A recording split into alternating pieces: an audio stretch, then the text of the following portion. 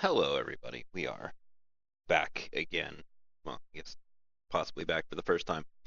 Um, Today I'm going to be doing a little bit of character generation talking. We're going to actually end up building a character here, and I say we. In reality, I actually mean me. And I'm going to be talking about some of the choices that I am making along the way, and that kind of thing. Um, for my Games for GM series coming up, I have one of my options for the February 7th game is a poker slash casino slash gambling oriented run. And of my communal pool of runners, I don't have a character that fits that archetype theme kind of thing. So I'm going to build one today to have him available to be in that game if people choose that they want to give that a try. Um, but he is at his core a face. And that seems to be one of the archetypes that I see misplayed a lot, and misplayed is not a good way of describing it because if you are having fun, please continue to have fun however you're doing it. Um, I'm a lot in shift apparently. Faces are a support archetype slash role slash that kind of stuff, but they do it in a different fashion. Uh, Whereas a rigger will support the team through drone surveillance and that kind of stuff, deckers will support via Matrix Overwatch and hacking things. A face does most of his supporting on his own from the forefront. He is going to be the guy that you get hired to do, let's say, a protection job, but the Johnson who hired you's like, all right, there are some gangs in the area and that kind of stuff. Like the face is going to be like, all right, you guys handle this stuff here on site. I'm going to go talk to the gangs, and instead of them being a problem, I'm going to hire them and get them to help us supplement the security. The face is going to be the person who uses his vast array of contacts to get things done. Typically, a Shadowrun team, if you're creating a team together as a table to play together, you will have, you know, the street samurai is going to take a cyber contact because he's going to want to get all of his cyberware and that kind of stuff. The mage will take a talismonger. Deckers may take a deckmeister or some kind of terrorist leader for a technomancer. A face typically will have significantly more contact resources available to him to get weird things. Um, and they're not necessarily like weird, but they're out there things that can give teams a lot more options in different situations and open up a lot of doors. Are your lifeblood. For example, one of the face that I play on the hub, her name is Rose. She has a paralegal contact on, uh, basically on call because that's what contacts are. And of her runs so far, at least half of them, she has called her up, be like, "Yo, what do you know about the law in this area, as opposed to um, what you might know from just like a security procedures?" No, it'll give you the option to have a little bit more specific knowledge in that situation as to what is actually illegal, or if you have a contract that you come across and you need it kind of checked out, well, you could have your guy come by and matrix edit out the important names, and then you could take it to this paralegal contact and they can give it a look over and they can be like, oh, they're trying to screw you this way, this is what you need to watch out for. That kind of thing is not something that a normal Shadowrun team might have available to them. You don't need to worry about things mechanically as much as um getting gear and equipment and that kind of stuff, because as a face you have your own negotiation and dice pools of that kind of stuff to go get that gear for your team. So you can use your connection contact pool to get more of these off the wall things. A taxi driver can do great things to kind of bring you nonchalantly into a place. Everybody takes cabs and things as public transportation. But if you know a cabbie that will drive you at a specific time and won't say record your SIN properly so that, he doesn't ask questions about that kind of stuff, that could be a huge benefit. Also, he could be, if you were to arrange for him to uh, be a cab that a target is looking to pick up. They got a line of people waiting to get a cab, and you can arrange it so that he gets into your cabbie contact's car. Well, all of a sudden your cabbie contact's like, oh no, I've been attacked and assaulted, and fills out the paperwork and gets his hazard and stress pay. You slide him a bit of Nuyen on the side, and he never remembers your face. That's a lot of the different things that you can get out of a face that normally most characters aren't going to invest heavily into charisma if they are not a shaman or a charisma based magical tradition, which is going to get into one of my other points here is face, not slash face. Oftentimes you will have people come up as like, oh, I'm a shaman combat mage slash face. It's like, oh really? Well, where did you get all those skill points and what did you lose out on? More so than just the raw mechanics of that aspect of things, chances are, and there are obviously a few exceptions to this, and I'm sure that when this eventually goes up on YouTube, someone will begin to be like, oh yeah, no, that's totally what I do. You will find players that are able to properly articulate the being a slash face, but more often than not, it is somebody who has built a mage or a technomancer and is like, I'm going to throw a bunch of social skills on here that I may not be mentally prepared to facilitate, rather than using them in other areas.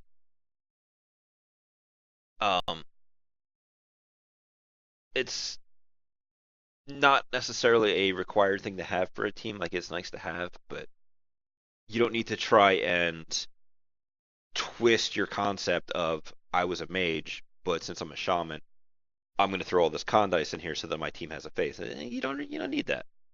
And then the third major thing about kind of being a face is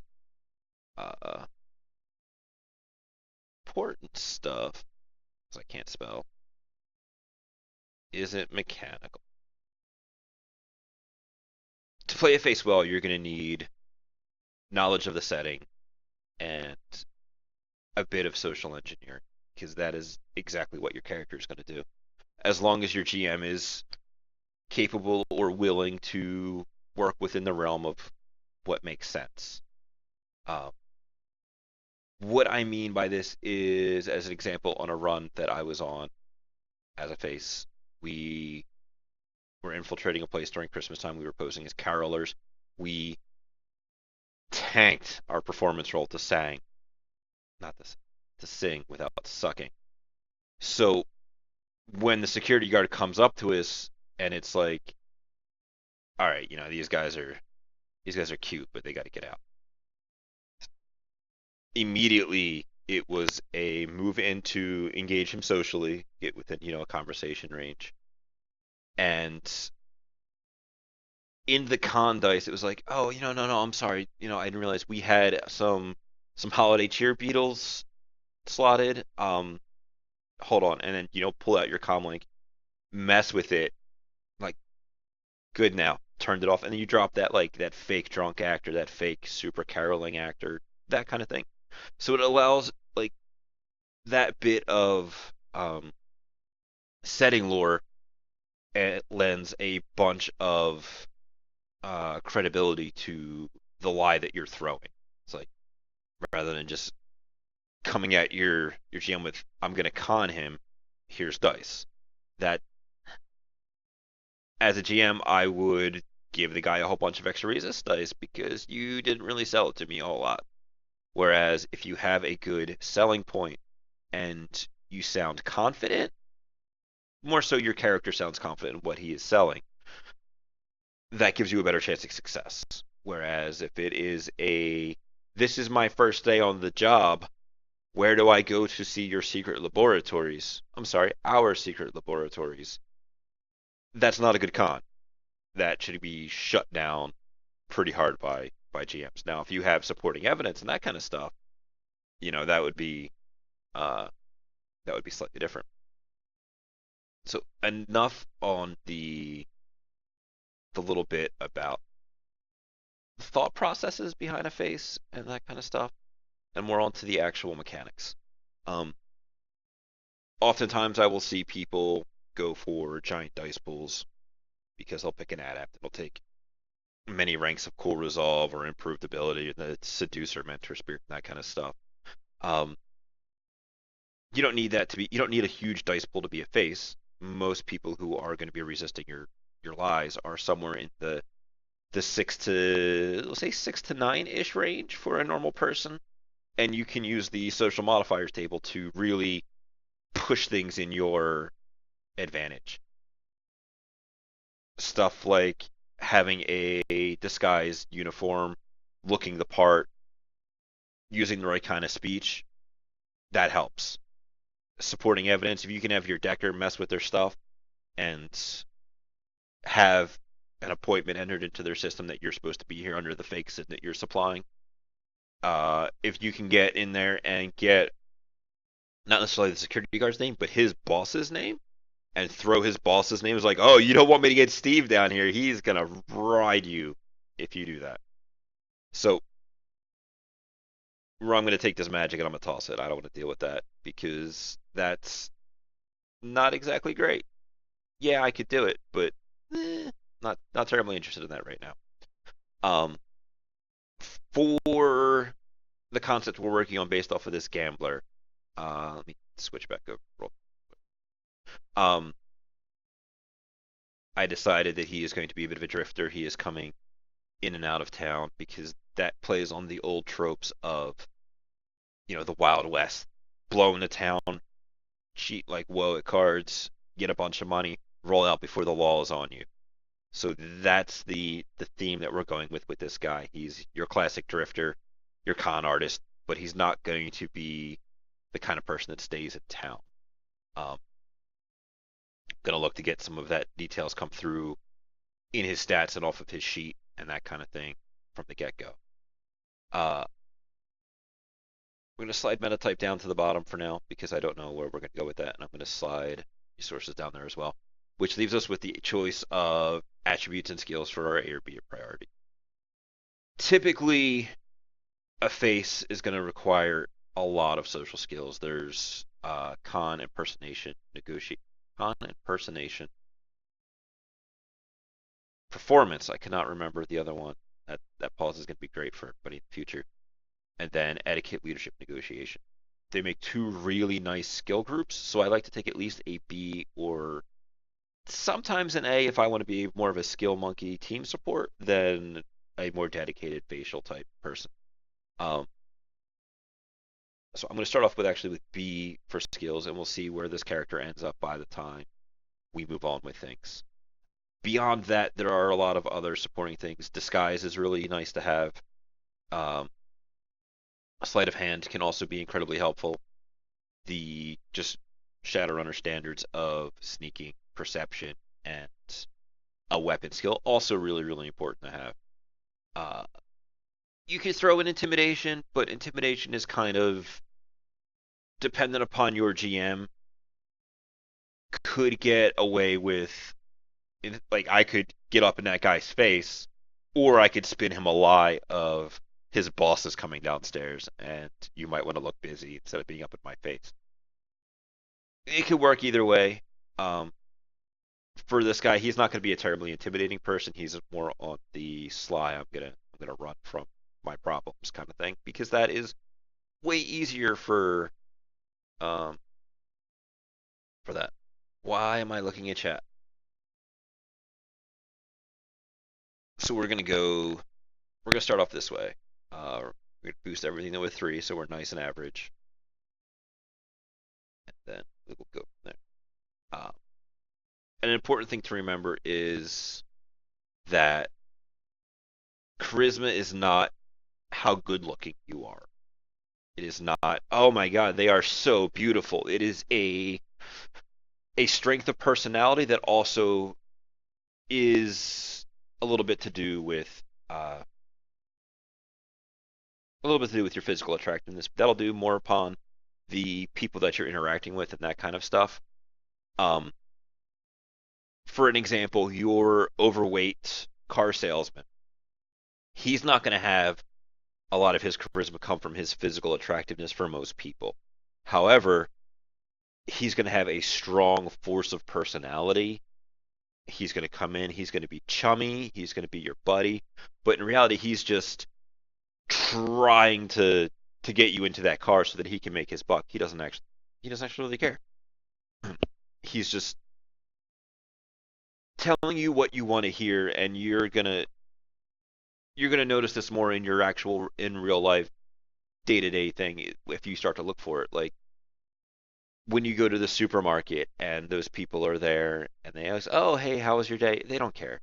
They do that because they are programmed to it. But then when you get into an actual conversation with a person that is doing that kind of stuff, but actually shows some interest, and you get into a little bit of a conversation, we're a bunch of nerds. Go to your gaming store, and when the person behind the counter there starts to talk to you, and you start to talk back because you have mutual interests, it changes the little social dynamic you've got going on there because of you guys have a mutual interest, and that is some of that force of personality coming through, as opposed to just the person who's beep beep wage slaving through their life.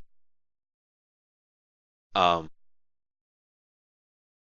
so with our guy that we have going on here, he's going to have a strong force of personality because he needs that to work his way through one lying as he goes across the various borders on the run to oh no I got your money next week I promise and then skip town because that's going back to tropes and cliches, that is what they do. Um, as he is kind of a scumbag in that regard, he's gonna be street smart, so we're gonna increase his intuition. From here, I imagine he's a little bit more agile from running than your average person. The other parts of these, I feel like more so than book learning smart, he might have a higher willpower than logic, just because when you're there and you've got the cards in front of you and you're trying to keep your emotion from showing through, you're going to need your willpower to kind of shut that stuff down rather than book smarts. So we're going to boost his willpower, and that'll take us out of his attributes for a little while. There is some wiggle room we can get into here if we decide to switch to attributes B and skills A and that kind of stuff, but that'll come up a little bit further down the line. One of the great things about Hero Lab is it's super easy to just go in and I could just drag this down, and now all of a sudden I know I have 4 extra attribute points. I see how much karma that's costing me and all that other stuff. Super nice to have. We're going to go over here to qualities for a minute and deal with some of that kind of stuff. Um, an important thing I do want to address to get out of the way beforehand. The the idea here is that when skill is equal, luck has very little to do with actual interaction person gambling. Like, yeah, luck has a lot to do with somebody who's going to sit at a slot machine a while. Um, However, when you have 5 people around a table with one dealer and nothing separating them but chips and cards, your luck is only there to back up your bluff and your capability of reading other people. So having this gambler archetype does not lock us into a 8-edge lucky human. So that is something we're gonna push to the side. If we end up building that way, sure, we can go with that whole idea, but it doesn't. Being a gambler doesn't always hinge on luck. It hinges a lot on skill as well. Probably more so on skill. As he is a social person, I'm going to go down here. It's usually a toss up for me between first impression, trustworthy, something along those lines as a socially empowering quality. Um, for this build, I feel like trustworthy seems more appropriate than first impression. Um, the mechanical difference is a little bit different in karma cost. Trustworthy gives you a straight +1 to all skill tests in the influence group and increases your social by 2. The influence group being negotiation, etiquette, and leadership, as opposed to first impression, which is just +2 to all social tests, but only the first time you meet somebody. The trustworthy kind of helps to support the etiquette slash negotiation you're going to need when the guy who you cheated in that game comes down on you for where's my money. Um, so I feel like the trustworthy is more appropriate in that situation. It unfortunately takes up like 2/3 or so of our positive quality uh, budget, but appropriate. Some of the people in Twitch chat are mentioning common sense. The common sense is a great one because it's a ooh, this is a bad place for me to be, so I'm gonna get on out of here. He's not a he's not a dim bulb in any kind of fashion. He is, however, cognizant of the things in the going on. Just to scroll through, excuse me, just to scroll through here a little bit. A home ground on the lam is a very appropriate and thematic choice we could make. So we're gonna earmark that one for now. Uh, Going down a little bit, something like Lucky or Made Man could also be appropriate. I'll throw these in here just so that it shows up on the video. Uh, Out for Myself is a fairly appropriate thing because he's not an assassin like the description of quality says. However, he is very much actually out for himself. The fluff and that kind of stuff doesn't matter, but um, the theme behind it of always watching your back, ready for the surprise, is what's important in the situation. Scrolling down a little bit more, photographic memory, really, really helpful if you're going to be counting cards. It's a kind of a no-brainer. It doesn't do a whole lot for you mechanically, but if we wanted mechanics, we would go play something like D&D where everybody is effectively the same except for your one of 3 flavors for each of your classes, that kind of stuff. It's kind of eh. Going down here,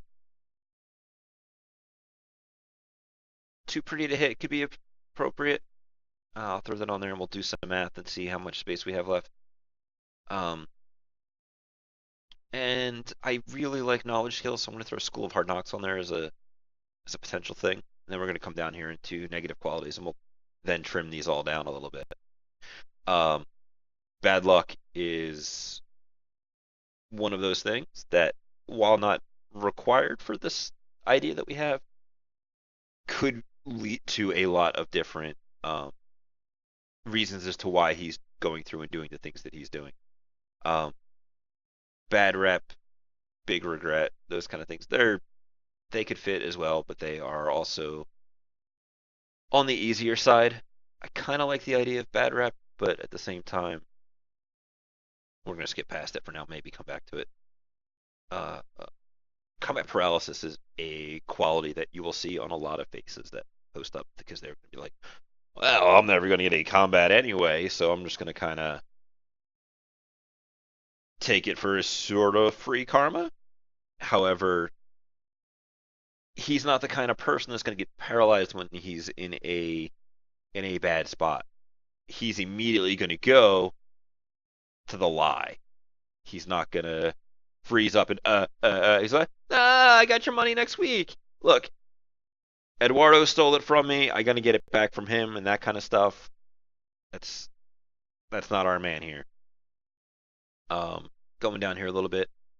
An addiction or a dry addiction can be very appropriate. Chances are with a person who lives a lifestyle of high highs and low lows is a great person for something like that.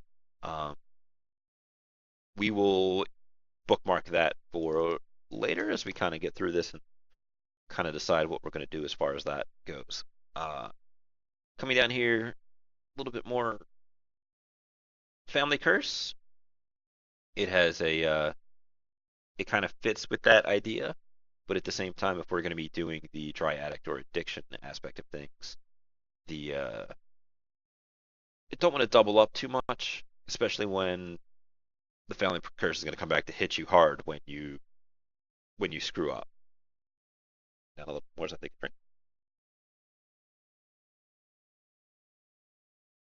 Let's take a quick look at. Nah, liar could be fun on a face. However, given as one of the things we've already established for this character is that he's going to be the person that is immediately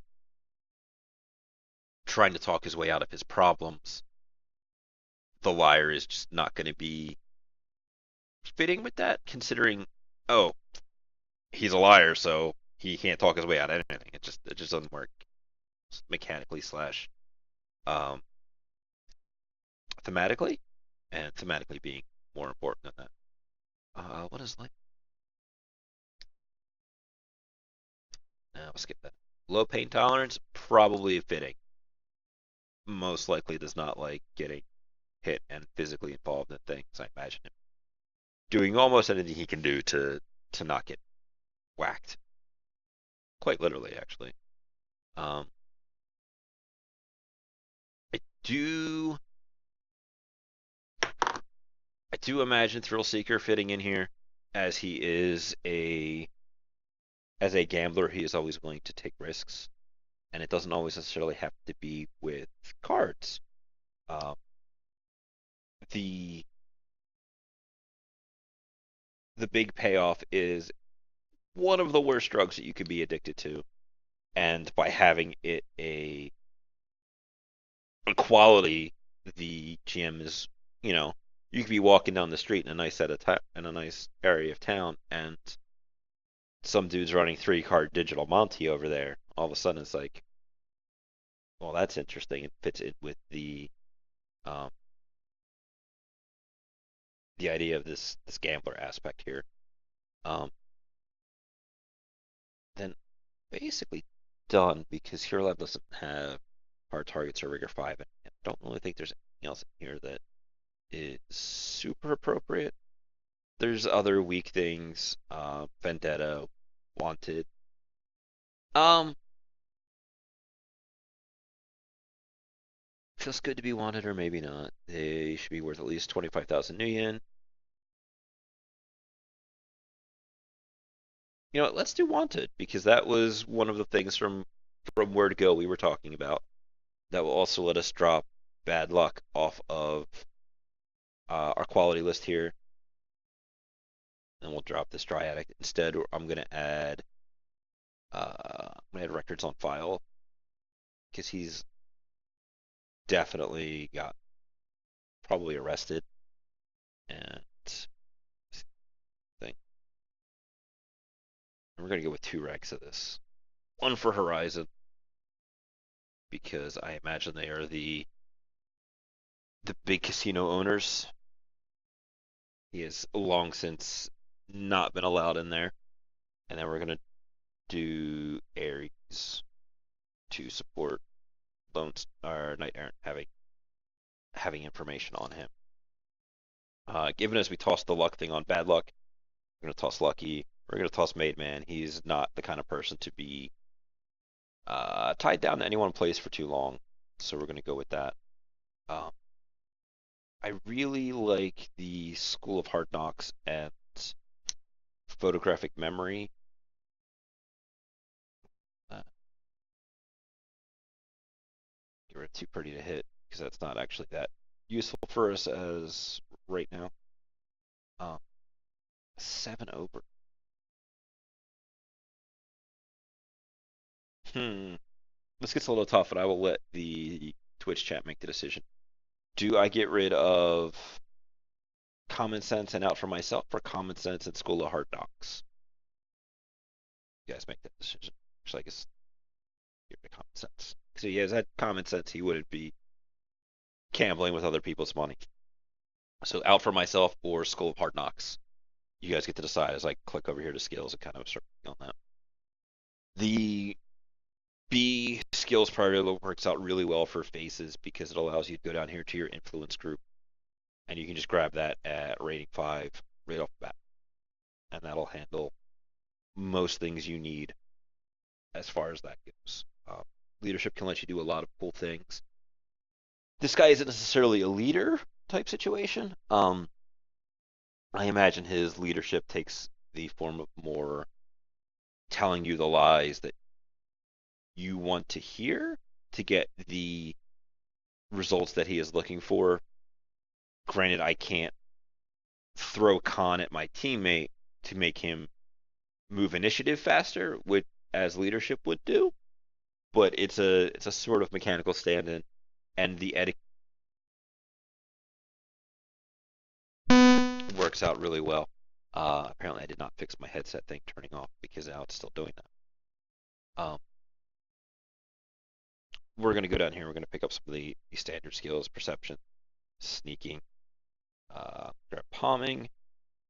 We're of course going to grab con because that is what you kind of want to face for.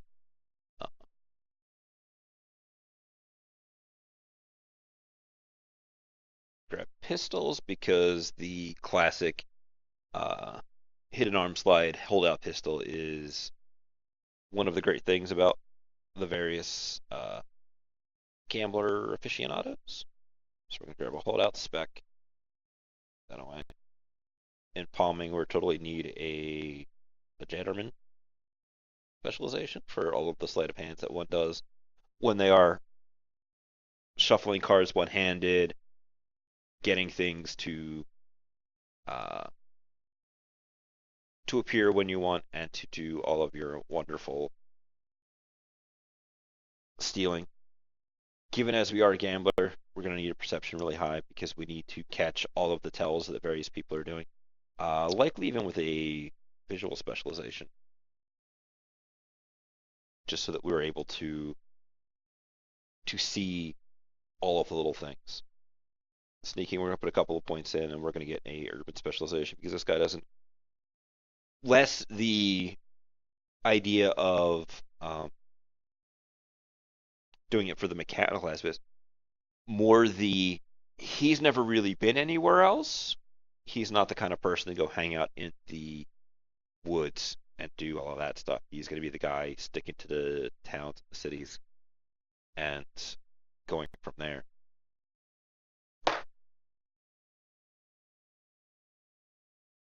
As I fail at being able to talk and type at the same time. Con fast talking again fits the cornered in a room, talk my way out of it. Helps with the other stuff. Pistols. He doesn't need to be a great shot. He just needs to be able to.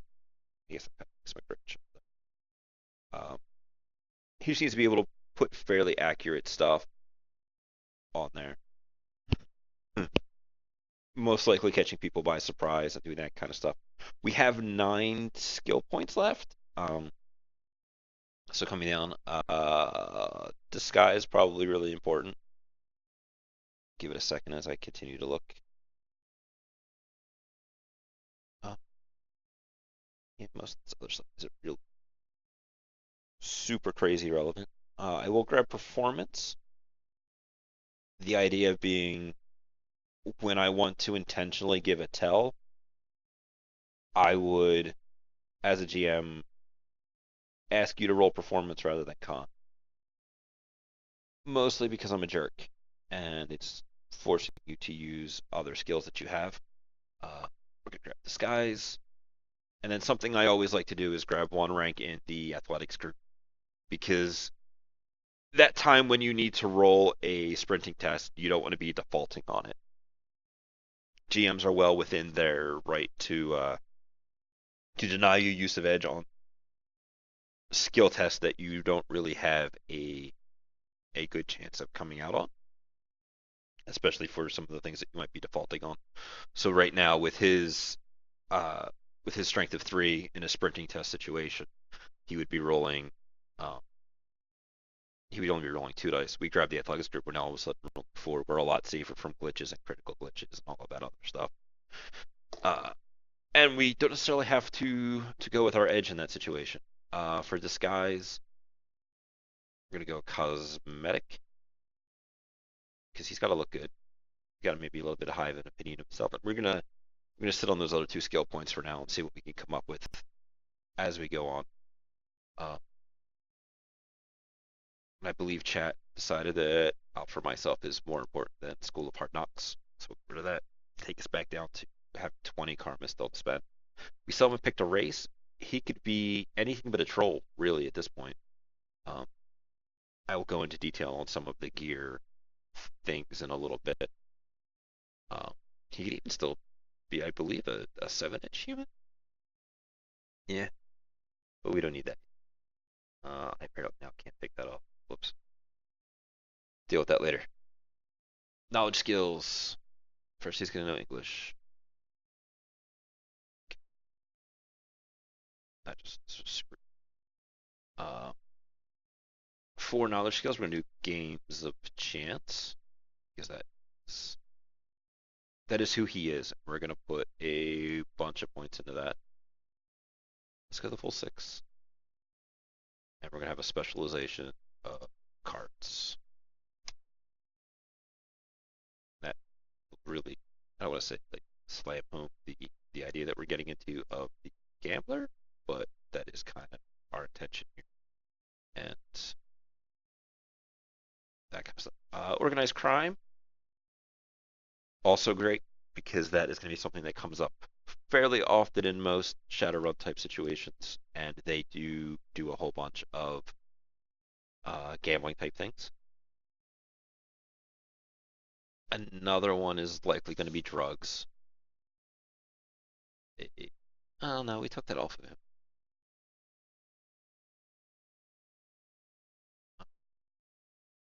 Let's change that then. To current events. Current events is a moderately underutilized skill because it's one of those things that not everything you need to know about is on the news. As such, it kind of helps to be able to put things together a little bit. I'm also going to give him 1 rank in the major crime syndicate languages because when they are saying kill the gringo, you kind of need to know that that's what they're saying. So we're going to do Japanese, Russian, and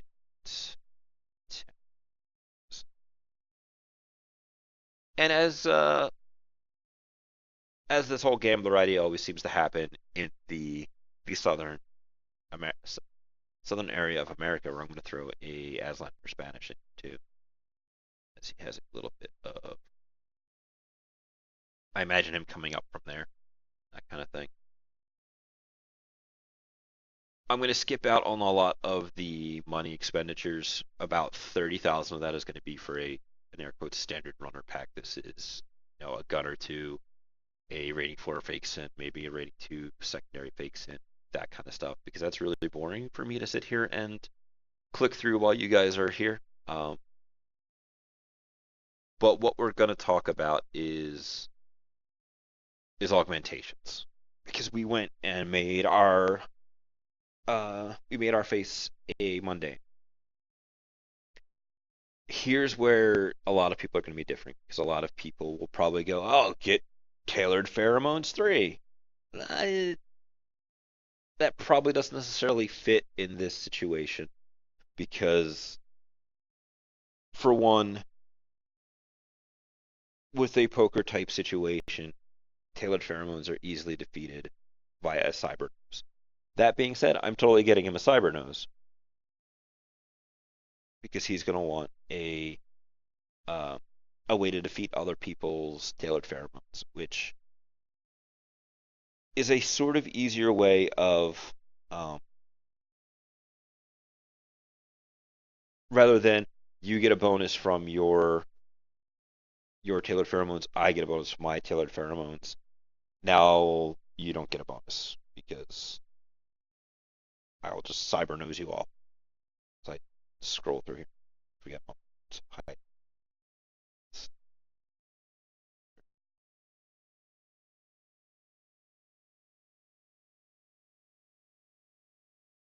Put an internal air tank on here because I love internal air tanks. They are fantastic ways of uh, doing all kinds of interesting things. Because unlike a gas mask, they are not a obvious piece of wear.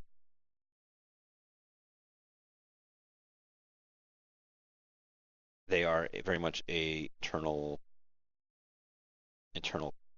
bit, so you can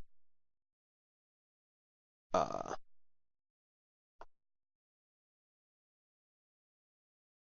words forgetting. Sorry, guys. Um, so like, let's say you have something like murder armor, and you go to use it. You switch over to your internal air tank. You're no longer inhaling and exhaling. You're going off your internal air tank, so it doesn't look like you're breathing. If people get a nice good perception check to check you out on the ground to see whether or not you're down. Olfactory booster. That's why I couldn't find it under nose. And we're gonna throw that on there. Let's go with already two schnoz. He's probably had his nose broken a couple of times.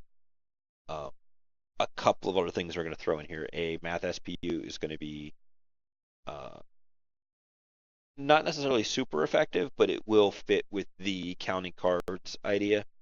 Um, Scroll down to Cyberize. We're skipping Cyberize because chances are in a actual gambling scenario, they're not gonna let you record things, and they're gonna want access to your wear in some fashion to take care of that for you, so that you can't cheat in that fashion. So we're gonna skip over the eyes. I personally don't really like Cyber Eyes as a character generation anyway, because they get super expensive by comparison to other places you get those things. Um, Thermographic vision and such. Check out the attention coprocessor for more perception-y things. Um, I don't want to give him a cyber arm because I feel like that would be in a similar situation to the cyber eyes. Want to keep it lots of low key, not crazy augmentations. Um, so I feel like I just will grab a smuggling compartment.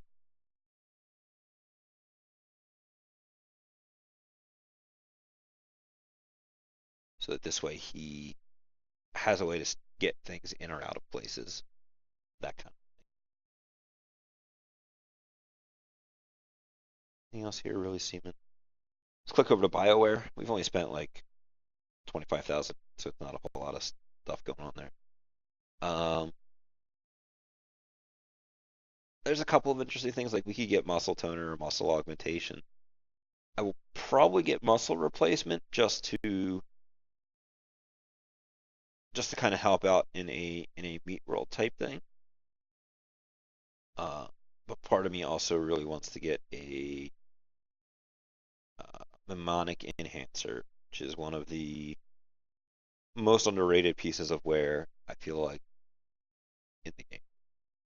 Um, so let's talk a little bit about this. A mnemonic enhancer uh, will give you +1 per rating to any of your knowledge skills that you are doing. You want to roll your, as I click back over, you want to roll your 2 ranks of current events. Well, you're going to get your 2 ranks of current events, your 2 ranks of mnemonic enhancer, and then your 5 of intuition for 9 dice. It boosted all of our language rolls up a bit. Granted, they're going to come in a lot less important later on, but being able to understand more is better. It also hinges on some of that mental augmentation that one is going to need for proper card counting and to deal with that kind of stuff. It will also, I believe, increases your to your knowledge, language, and memory related tests. So it's also going to increase your straight up memory roll. At current, he is rolling 12 dice for memory, which is pretty damn good considering he only has a logic of 3 and a willpower of 5. Let's get 4 extra dice in there.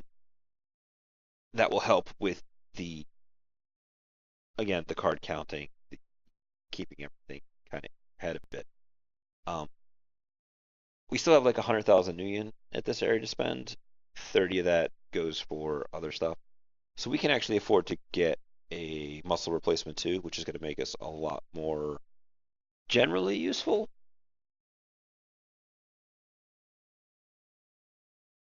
Could do not wonders for our essence, but hey, essence is overrated, right, guys? A different build option that you guys might want to do is wired reflexes instead. This does put us in a little bit of an interesting position because now he's all of a sudden got a strength of 5. Maybe we put. Do we pick up a martial art? Give him a little bit of. Hmm. I think I'm gonna go with Aikido because that has disarm and counter strike, which when you're trying not to get your face pounded in by the guy that you swindled money out of, it's probably good to be able to either steal the weapon off of his hand or uh, get out of the way and hit somebody back. Chances are this is not actually going to come into a lot of play for our character because he's only got like 4 dice to do it. However,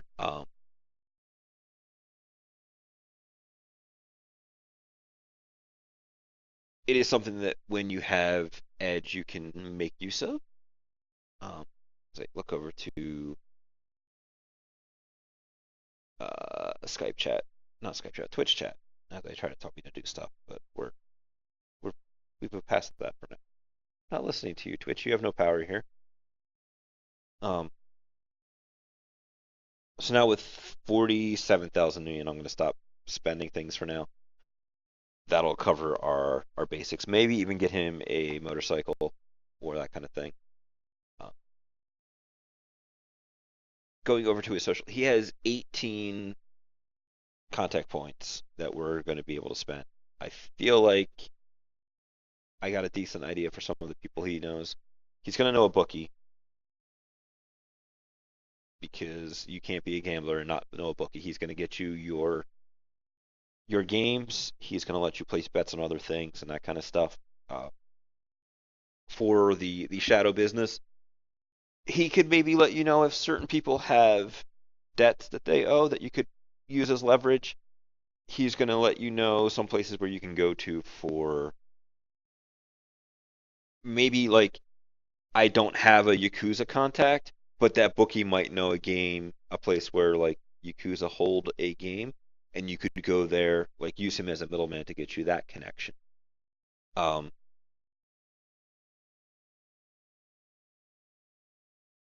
it also fits with the flavor that we have, and he's going to be connected to illegal stuff.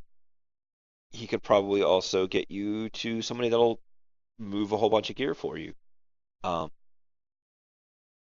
like kind of like a fence without being like a pawn shop because when the bookie comes collecting, he's going to send his giant muscly man to break your legs. That's what's going to happen. Um, Given as he is kind of the mystique that he has to him, we're going to give him some kind of not necessarily like girlfriend, but there is a let's go with a secretary. I can't spell. Screw it. I'll spell secretary.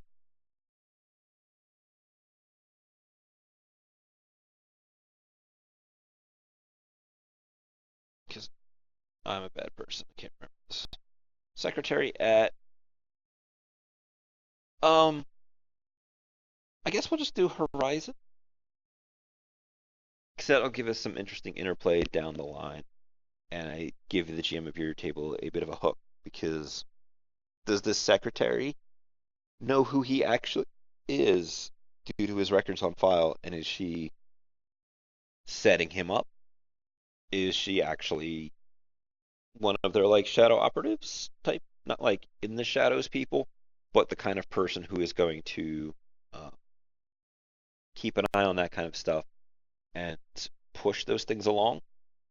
For other contacts, we're gonna get some kind of fixer. Most like normally, depending upon how your GM is, the bookie could operate as a fixer, and you don't necessarily need um, a great one as far as item acquisition goes, due to at current having 12 dice in negotiation and stuff. Apparently, I didn't spell Horizon correctly. Shadowrun.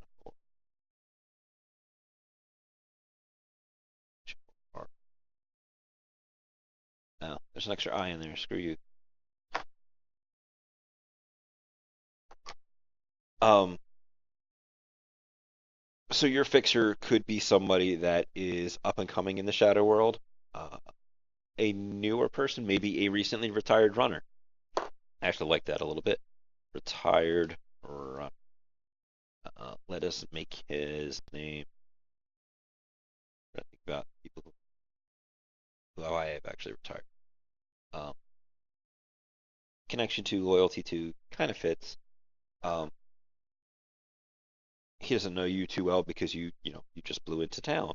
Meanwhile, he's not overly connected in the fixery world as he is a recently retired Shadowrunner. Um, so that'll be kind of him. And then with 4 points of contacts left, plus the 8 karma we have still available to us, um, let's throw another one on here. Let's do Officer Drebin. He is let's make him a Lone Star. Beat cop. Um, Lone Star leads to some potential other advantages, uh, given as they are competing with Knight Errant being the local police officer things. It makes sense that they are more likely to help in a way that makes Knight Errant look bad without necessarily, it's like, oh well, I don't need to prosecute you because we don't have the security contract for Seattle, and if they can get the the pawns to look bad, that's all the more opportunity for them to then come in and take the contract next time it comes up. Um, so that's another situation where your table's knowledge of the lore can come in handy as long as uh, your GM is willing to operate within things that make sense. I really got to work on my speak because I get parched fairly quickly, it seems. Um, I feel like I want to, with my last 8 karma, get a couple of more contacts because he has some flavorful ones in here. Um, Sally the secretary can be nailed down to a more specific Horizon subsidiary. She probably won't know a whole lot, but given as, with it being Horizon, might be able to swing you tickets to a Horizon event. You would have to take her as your date, of course, but it's an in that you might have, or to some kind of sporting event, broadcast of something. Let's grab another. Let's grab another 2 contact in some fashion. The Given as we are the kind of person here who is traveling a lot, we're gonna need a coyote, somebody that that can get you across borders, because not being the kind of person that is looking to stay nailed down to a place, half your foot's already out that door. And when the time comes, you've probably already talked to this contact about where you're going. You may even have a bug out bag for you, like sitting in his place or in like a bus stop locker that he can come by, grab. Like, all right, we're getting you across the border now. Let's go. Um, we are going to boost him up to a 3/3 though, because crossing borders is kind of hard. Um, Uh, I'll let Twitch come up with a name for him, and then just to kind of spend our last two karma, we're gonna get a bartender. Because knowing a bartender can get you all kinds of interesting rumors about all kinds of interesting things. People like to talk to their bartenders, and it's nice to be able to have a place where you could let him know ahead of time, hey, I'm coming through Saturday night. Here's 100 Nuyen. I need maybe you need the back room. Maybe you need him to have his buddies make a big deal about you coming in there um to sell the illusion that you're trying to craft, or you have some musical people that you know that are needing a gig. So you know he may not be the most connected or your biggest friend, but there are role play opportunities in there to increase those attributes so that he does a little bit better for you. Um, and then I think I'm just gonna hit this save thing, and we're gonna take a look at his sheet and see what you guys. I guess he did end up being human mostly because of my laziness. Um, couldn't really be bothered to mess around with the money that we had spent to make him something else. But he could have easily been a dwarf or maybe even an orc. Maybe not so an orc, just because with their shorter lifespans, I don't imagine them as the kind of people that are gonna want to spend that entire life running, like literally for their lives.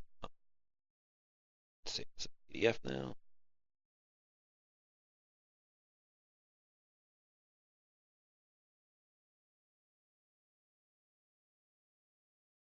Then I guess I'll just throw a link in the Twitch chat, and talk a little bit more about faces, just on a whole. Your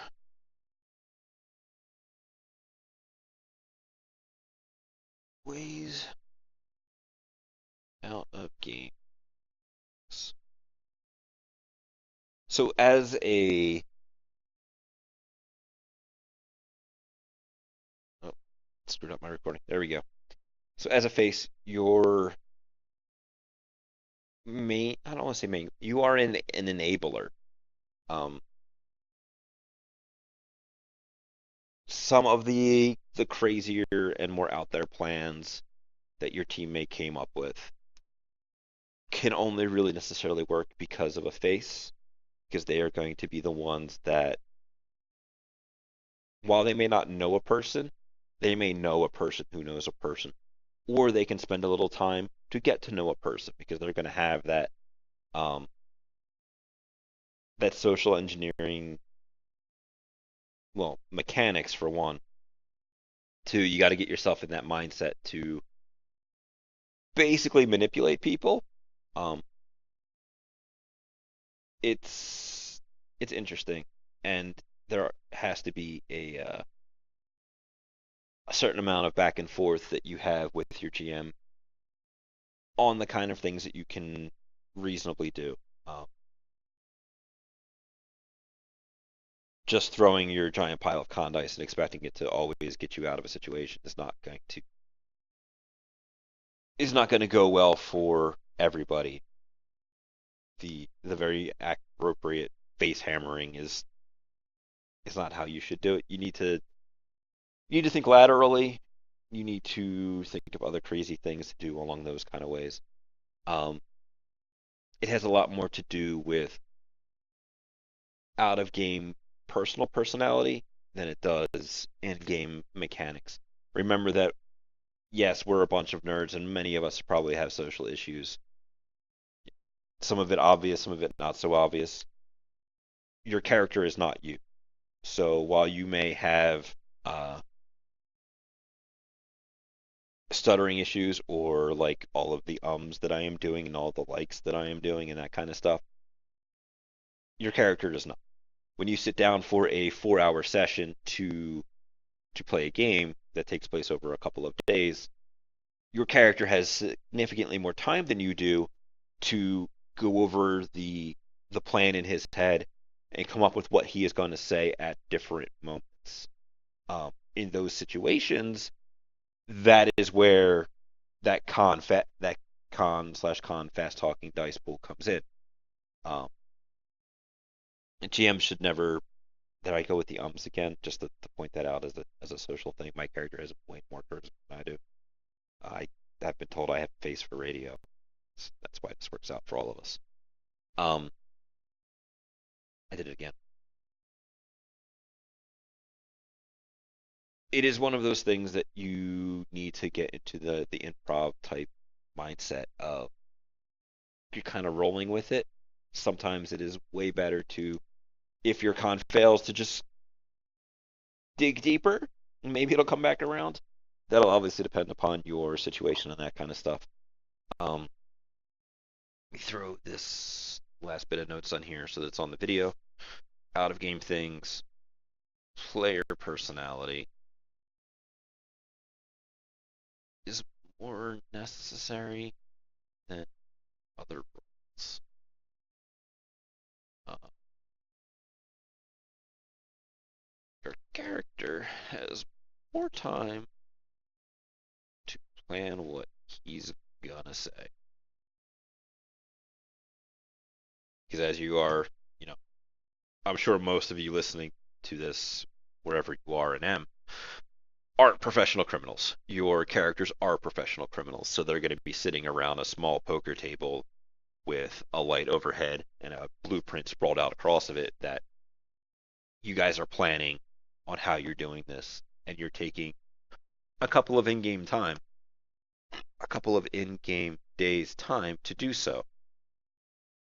You guys sitting around the play are taking a couple of hours. Uh,